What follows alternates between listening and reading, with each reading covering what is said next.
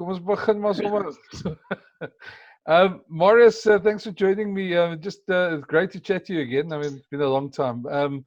You sitting in Italy now. You're in week 3 or 4 now of your lockdown, I believe. And maybe just take us through how it all changed, what happened there. And I mean, we obviously see it from South Africa. We see Italy on the news, but we don't hear the whole situation like you guys had to go through. Yeah, no, I think it's more to week 5. I think week 5 or 6, to be honest. Week 5, I think. No, well, we didn't expect it, to be honest. When it all started, I was still down in Rome with the national team, and then on the Thursday, our game got cancelled against England. And we actually left that same afternoon to come back home because we heard there was already regions here up north that was closing down, that went under quarantine, and then we all came back home. And it was actually that first few days, I think from the Friday until the Monday, I think we still could walk around or move freely outside. And then I think from the Wednesday, they basically put us all under quarantine, and we had to stay at home. We're not allowed out, basically. So you can go out to go to the supermarket or to pharmacies and stuff like that. But apart from that, you're not allowed on the street. You actually have to you've got a letter with you that gives you permission to go around. So if they stop you, you can't show them that letter that you're on your way to a supermarket, you get in trouble. So yeah, so that's basically for the last 4 weeks we basically at home. I'm quite lucky because I'm living in the countryside, basically just outside of Treviso, so about 10 kilometers outside of Treviso, so in between some farms.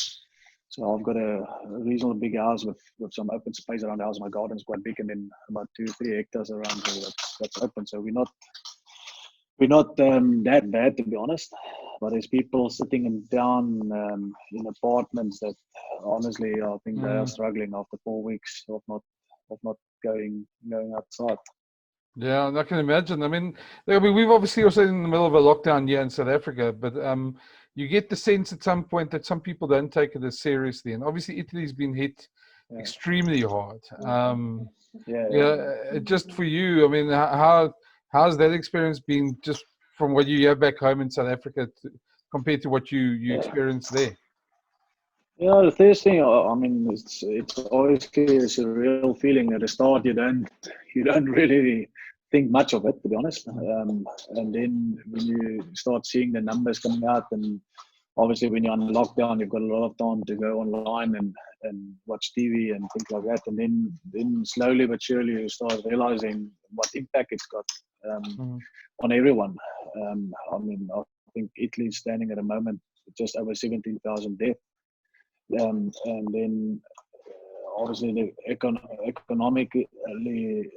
economy speaking, it's tough on the Italian people at the moment. But once you start seeing that, then you really understand what's happening.